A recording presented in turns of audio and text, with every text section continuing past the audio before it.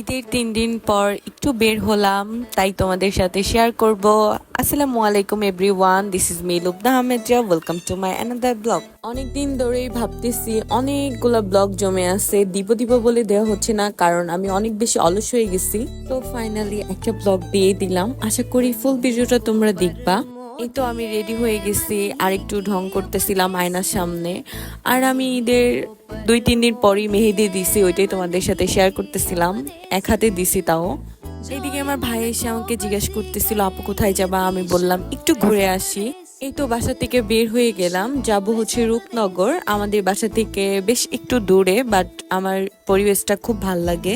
পুরা একটা গ্রাম্য গ্রাম্য ফিল আসে আমার। এই জায়গাটায় আসলে একটু শান্তি পাই, তো ভাবলাম দূরে কোথাও না যেয়ে একটু ওইখানে যাওয়া যাক। আমার ওইখানে যে মনে হলো যে ঈদ এখনো শেষই হয় নাই, কারণ আম্মু বলেছিল ঈদ 7 দিন থাকে। তো ওইখানে যে এটাই ফিল করতে পারলাম যে ঈদ এখনো বাকি আছে। এত মানুষ ছিল, সন্ধ্যা হয়ে গেছিল প্রায়। তো আমরা কোথাও জায়গাই পাচ্ছিলাম না যে বাইকটা সাইড করে আমরা কিছু পিকচার তুলবো। তো ফাইনালি এক জায়গা পেয়ে গেলাম।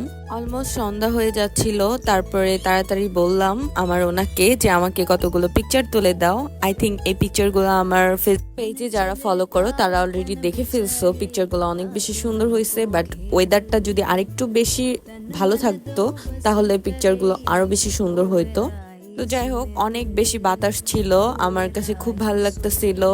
আর এইদিকে আমার চুল তো উড়ে টুড়ে একদম শেষ অবস্থা। আমি অমনিতেই চুলটা ঠিক করতে যাব, তখনই আমার উনি লুকায় একটু ভিডিও করে ফেলে। তো এইখানে অনেক পিকচার তোলা শেষ হয়েছে, এখন প্রায় রাত হয়ে গেছিল, প্রায় 8টা বেজে যাচ্ছিল।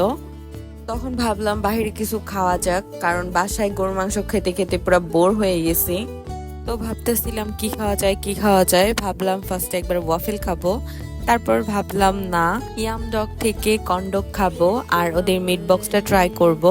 আর এর আগে আমি অনেকবার কর্নডগ খেয়েছি, আমার কাছে অনেক বেশি ভালো লাগছে। আর বরাবরের মতো এখানে গেলে সিরিয়াল তো ধরতেই হবে, তার মধ্যে ওইটা ঈদের সময় ছিল যেহেতু। আমরা প্রায় আধা ঘন্টার মতো বাহিরে দাঁড়াইছিলাম, তারপরে সিট পাইছি। আমরা দাঁড়ায় থাকা অবস্থায় আমাদের ওয়ার্ডারটা কনফার্ম করে দেই। আমাদের ওয়ার্ডারের সিরিয়াল ছিল 93। আর ইয়ামডকের খাবার বেশ আমার কাছে ভালো লাগে, কারণ হচ্ছে অনেক রিজনেবলের মধ্যে এখানে অনেক ভালো ভালো ইয়াম্মি ইয়াম্মি খাবার পাওয়া যায়। মানে সবকিছু এখানকার একটু মিনি মিনি টাইপের হয়, এই জিনিসটা আমার বেশ ভালো লাগে। আমি যখনই সময় পাই আমি এই জায়গাটা আসবো মাস্ট। আর কারা কারা এখানকার খাবার ট্রাই করছো, ওনাদের তো আরো ব্রাঞ্চ আছে, তো কমেন্ট করে জানাতে পারো।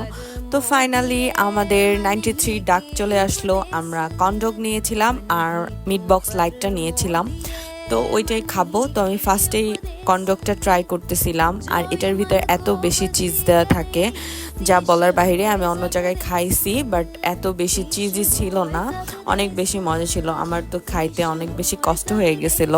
এরপর আমরা দুইজন 50-50 শেয়ার করে খাইছি। আমি যখনই ডায়েট করতে যাব তখনই উনি আমাকে এত এত খাবারের অফার দিবে, আর তখন আমার ডায়েট আর হয় না। এই জন্মে আমার ডায়েট করতে পারবো কিনা আমি তাও জানি না। তো যাই হোক, ডায়েট করার চেষ্টা করতেছি, সবাই দোয়া করো আমার জন্য। তো তখনও লাস্ট মুহূর্তে এখানে অনেক বেশি সিরিয়াল ছিল। তো আজকের ভিডিও এই পর্যন্ত, সবাই ভালো থাকো। নেক্সট ভিডিওতে আবার দেখা হচ্ছে। আল্লাহ হাফেজ, টাটা।